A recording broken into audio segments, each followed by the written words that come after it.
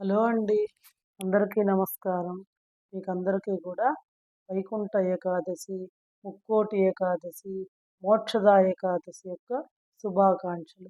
మనందరం కూడా ఈ వైకుంఠ ఏకాదశి నాడు ఆ లక్ష్మీనారాయణుని విశేషంగా ప్రార్థించి వాళ్ళ యొక్క అనుగ్రహానికి మనందరం కూడా పాత్రులు కావాలని మనస్ఫూర్తిగా కోరుకుంటూ ఆ లక్ష్మీనారాయణుల యొక్క కృపా కటాక్షాలు మనందరి మీద ప్రసరించాలని కోరుకుంటూ నేను ఈరోజు వైకుంఠ ఏకాదశి సందర్భంగా శ్రీమన్నారాయణీయము అనేటువంటి గ్రంథంలోని అంబరీషోపాఖ్యానాన్ని పారాయణ చేయదలుచుకున్నానండి. దీని గురించి మీకు తర్వాత పూర్తిగా వివరిస్తాను. ఈ నారాయణీయ గ్రంథం గురించి. దీనిని నారాయణ భట్టతిరి అనేటువంటి మహానుభావుడు రచించాడండి. ఆయన ఒకసారి వాతరోగ పీడితుడయ్యాడనమాట. అది వాళ్ళ గురువు గారికి వచ్చింది ఆ వ్యాధి అనేటువంటిది.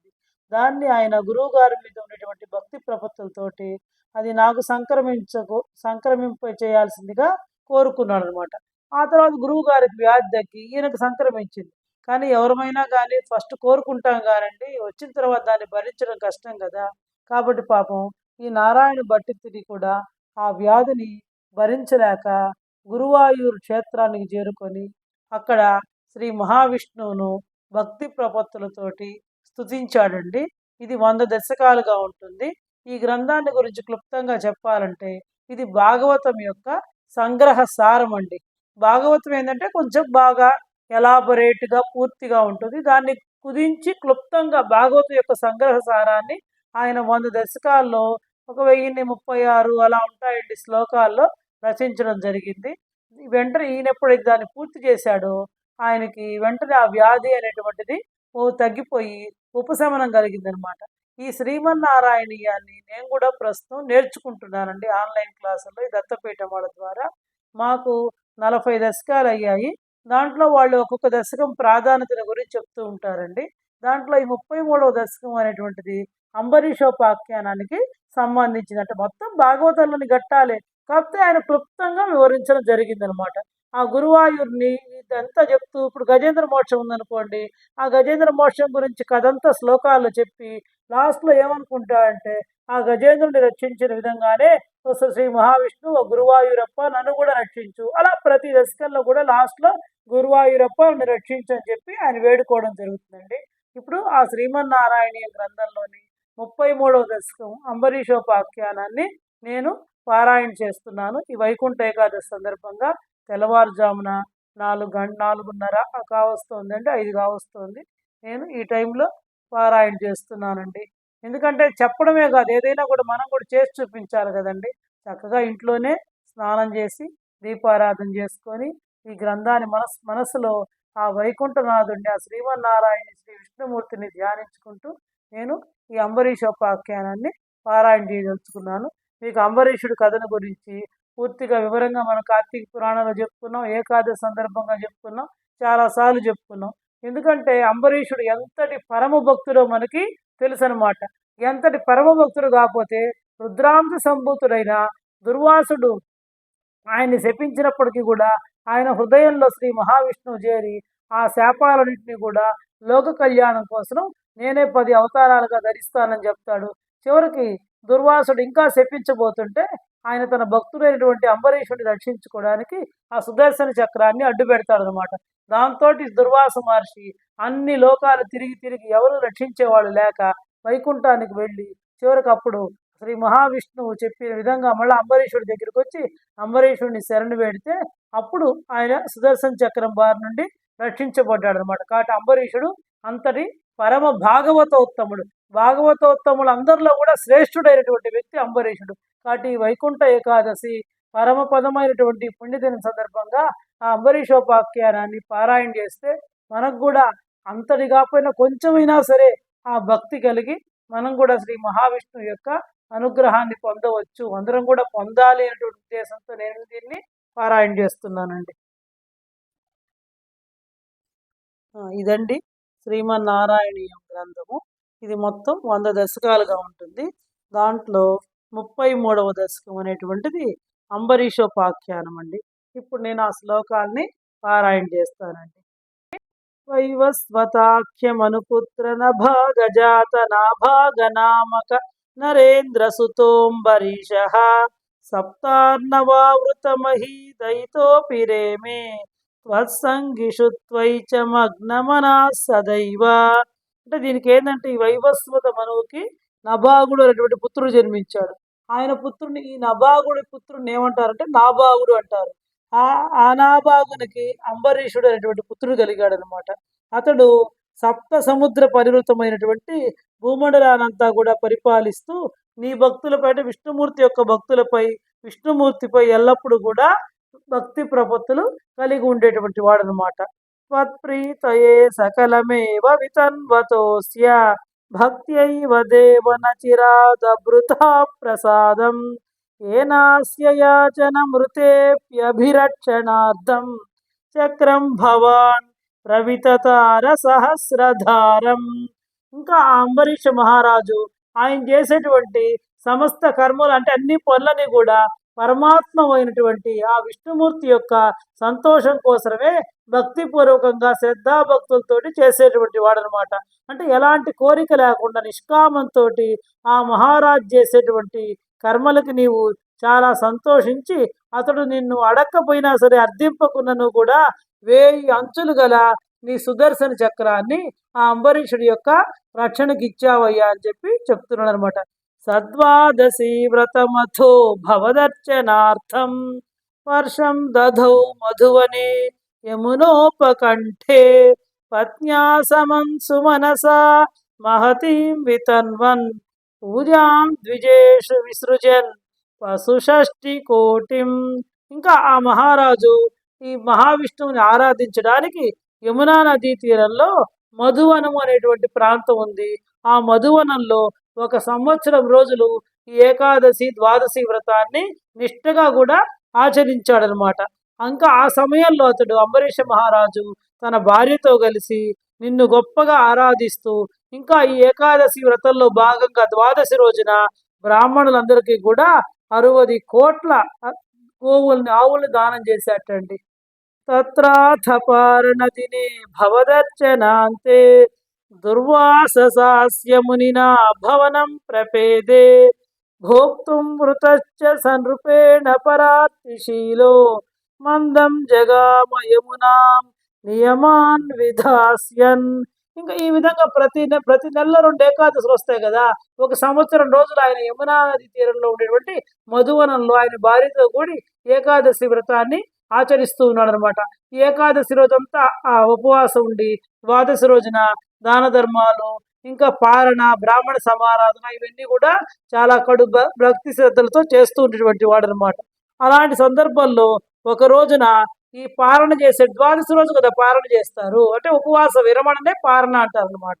ఈ ఒకనాటి పాలన దినమున అంబరీషుడు నిన్ను పూజిస్తూ ఉండేటువంటి సమయంలో ఈ దుర్వాస మహర్షి యమునా నదీ తీరంలో ఉండేటువంటి ఆ అంబరీషుడి యొక్క భవనానికి వచ్చాడనమాట.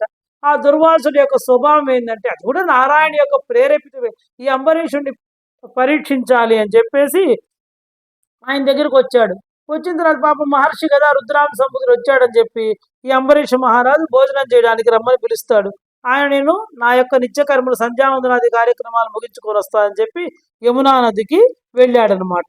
రాజ్ఞాథ పారణ ముహూర్త సమాప్తి ఖేదాద్ వారైవ పారణమకారి భవత్పరేణ ప్రాప్తో మునిస్తధత దివ్య దృశా విజానన్ క్షిప్యన్ క్రుధోద్ధృత జటో వితతాన కృత్యాం. ఇంకా ఆ ద్వాదశి గడియలు దాటిపోతున్నాయి అనమాట. ద్వాదశి లోపలే మనం ఉపవాస విరమణ చెయ్యాలన్నమాట. కాబట్టి ఎంతసేపటికి రాపోయేటప్పటికి బ్రాహ్మణుల యొక్క సూచన మీద ఆయన జలపానం చేశాడనమాట. ఆ తర్వాత ఎప్పుడైతే జలపానం చేయగానే దుర్వాస మహర్షి అక్కడికి వచ్చాడనమాట. అప్పుడు ఆయన దుర్వాస మహర్షి ఈయన జలపానమే చేసినప్పటికీ కూడా పారాయణ చేశాడని ఆయన అవమానించినట్లుగా ఆయన భావించి అప్పుడు ఆయన కోపంతో అంబరీషుడిని చాలా రకాలుగా శపించాడనమాట. కృత్యాంచతామసిధరాం భువనం దహంతీం అగ్రేభివీక్ష్య నృపతిర్ నపదాచ్చ కంపే వద్భక్త బాధమభివీక్ష్య సుదర్శనం తే కృత్యానలం శలభయన్ మునిమన్వధావీత్. ఆయన ఏం చేశాడంటే తన యొక్క ఈ జడ ఉంటుంది కదా, దాని నుంచి ఒక కుర్చీని సృష్టించాడనమాట. ఇంకా కత్తిని చేత్తో పట్టుకొని ఆయన యొక్క జ్వాలలచే ఆ లోకాలన్నింటినీ కూడా దహిస్తూ తనకు ఎదురుగుండా నిలబడి ఉండేటువంటి ఆయన సృష్టించినటువంటి ఆ కృత్యం చూసినా కూడా అంబరీష మహారాజు ఏమాత్రం భయపడలేదు. ఎందుకంటే ఆయనలో విష్ణుమూర్తి ఉన్నాడు అనమాట. కానీ నీ భక్తులు పడేటువంటి ఆయన అనేక రకాలుగా శపింపుతుంటే నీ భక్తులు పడేటువంటి బాధలు నువ్వు చూడవు కదా, నువ్వు భక్త దయార్ద్రపరుడు కదా, భక్తుల్ని ఆదుకుంటావు కదా. కాబట్టి నువ్వు ఏం చేసావంటే నీ సుదర్శన చక్రాన్ని అడ్డుపెట్టి ఆ కృత్యని చంపేసి తర్వాత ఆ మునిని వెంబడించావు అనమాట. దావన్నశేష భువనేషు భియా సపశ్యన్ విశ్వత్ర చక్రమపి తే గతవాన్ విరించం కఃకాల చక్రమతిలంఘ యతీత్యపాస్తః సర్వం యయౌ సచ భవంతమవందతైవ. ఇంకా ఆయన ఏం చేశాడు, ఎప్పుడైతే ఆ సుదర్శన చక్రం వెంబడించడం ప్రారంభించిందో ఆయన భయపడిపోయి అన్ని లోకాలు కూడా తిరిగాడనమాట. ఎవరు ఆపుతాడు విష్ణు చక్రాన్ని, సుదర్శన చక్రాన్ని? చివరికి ఆ మహర్షి కైలాసానికి పోయాడు. అప్పుడు ఆయన ఏం చేశాడంటే నీకే నమస్కరించి నీ దగ్గరికే బొమ్మని చెప్పాడు. భూయో భవన్ నిలయమేత్యమునిం నమంతం ప్రోచే భవానహమృషే నను భక్త దాస జ్ఞానం తపశ్చ వినయాన్వితమేవ మాన్యం యాహ్యంబరీష పదమేవ భజేతి భూమన్. చివరికి ఆ దుర్వాస మహర్షి నీ దగ్గరికి వైకుంఠానికి వచ్చితే నీకు నమస్కరించిన తర్వాత నువ్వేమన్నావంటే ఆ మహర్షితోటి, అయ్యా ఓ మహర్షి, నేను భక్త పరాధీనుడను, జ్ఞానమైనా తపస్సైనా ఏవైనా సరే నేనేదో పెద్ద పూజలు చేస్తానని మహాముని అనుకుంటే కాదు, అవన్నీ ఎప్పుడు శోభిస్తాయంటే వినయం ఉన్నప్పుడే శోభిస్తాయి. కాబట్టి నీకు శరణు ఎవరు ఇవ్వాలంటే అంబరీషుడే ఇవ్వాలి. కాబట్టి నువ్వు అంబరీషుడి దగ్గరికి పోయి శరణు పొందు అని చెప్పి ఆయన మళ్ళీ అంబరీష మహారాజు దగ్గరికి పంపించేశాడు అనమాట. తావత్సమేత్య మునినా సగృహీత పాదో రాజా పసృత్య భవదస్త్రమసావనౌషీత్ చక్రే గతే మునిరదాదఖిలాశిషోస్మై త్వద్భక్తిమాగసి కృతేపి కృపాంచ శంసన్. ఇంకా అప్పుడు మళ్ళా దుర్వాస మహర్షి ఆ అంబరీషుడి దగ్గరకు వచ్చి ఆయన శరణు వేడాడు. కానీ పాప చూడండి, ఆ మహారాజు ఎంతటి వినయవంతుడో, ఎంతటి భక్తి తత్పరుడో, పాపమైనా కూడా ఆయన అప్పుడు సుదర్శన చక్రాన్ని ఈ విధంగా ప్రార్థించాట. అప్పుడు ఎప్పుడైతే అంబరీషుడి యొక్క ప్రార్థనకి ఆ విష్ణు చక్రం కూడా శాంతించి మళ్ళా విష్ణుమూర్తి దగ్గరికి ఆయన యొక్క స్వస్థానానికి వెళ్ళిపోయింది అనమాట. అప్పుడు దుర్వాస మహర్షి ఆ ఈ అంబరీష మహారాజు ఉండేటువంటి భక్తిని, ఇంకా చూడండి ఆయనకుంటే వినయం చూడు, దుర్వాసుడు తనని శపించబోయినా తప్పు చేసిన వాళ్ళని కూడా క్షమించేటువంటి ఔదార్యం, దయాగుణము అవన్నీ కూడా అంబరీష మహారాజుకు ఉన్నాయని చెప్పి ఆ ముని కూడా అంబరీష మహారాజుని అనేక విధాలుగా ప్రశంసించి ఆశీర్వదించాట. రాజా ప్రతీక్ష మునిమేక సమామనాశ్వాన్ సంభోజ్య సాధు తం ఋషిం విసృజన్ ప్రసన్నం భుక్త్వా స్వయం త్వయి తతోపి దృఢం రతోభూత్ సాయుజ్యమాపచ సమాం పవనేశపాయాః. ఇంకా అంబరీష మహారాజు ఈ దుర్వాస మహర్షి కోసము 1 సంవత్సర కాలం ఎదురు చూసేట భోజనం చేయకుండా. ఇంకా దుర్వాస మహర్షి అంటే ఈయన అన్ని లోకాలు తిరిగి కదా వచ్చాడు, కాబట్టి పాప ఆయన వచ్చేదాకా ఇవన్నీ తిరగడానికి ఆయనకి ఎంత సమయం పట్టిందంటే 1 సంవత్సరం పట్టిందిట. ఆ సంవత్సర కాలం కూడా ఆయన భోజనం చేయకుండా దుర్వాస మహర్షి కోసం ఎదురు చూసేట. అప్పుడు దుర్వాస మహర్షి మళ్ళీ ఆయన దగ్గరికి వచ్చిన తర్వాత ఆయనకు చక్కగా భోజనం పెట్టి ఆయన గౌరవించి ఆయన అర్ఘ్యపాద్యాదులు ఆయన పాద ప్రక్షాళన చేసి ఆ నీళ్ళని శిరస్సును జల్లుకొని ఆయనకు భోజనం పెట్టి సంతోషంతో ఆ మహర్షిని తృప్తిపరిచి ఆయన్ని సాగనంపి ఆ తర్వాత ఈయన భోజనం చేశాట. చూడండి, ఇంకా అప్పటి నుంచి అంబరీష మహారాజుకి ఆయనకి ఇంకా విష్ణు భక్తి అధికమైపోయిందిట.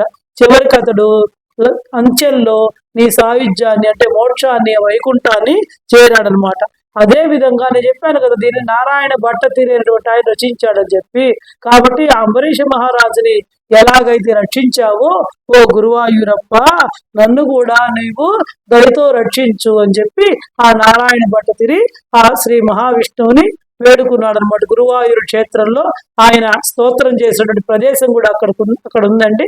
దాని గురించి వివరాలు మనం మరొక వీడియోలో చెప్పుకుందాం. ఇది అంబరీషోపాఖ్యానం శ్రీమన్నారాయణీయ గ్రంథంలో 33వ దశకం సమాప్తం అన్నమాట. కాబట్టి ఎప్పుడైతే ఆ విధంగా ఆయన అన్ని వేడుకున్నాడో ఆ నారాయణ భట్టిని కూడా శ్రీ మహావిష్ణువు అనుగ్రహించి ఆయనకుండే వాత రోగాన్ని నయం చేశారనమాట. కాబట్టి మనం కూడా ఈ దశకాన్ని, ఈ అంబరీషోపాఖ్యానాన్ని చిన్నదే 10 శ్లోకాలండి.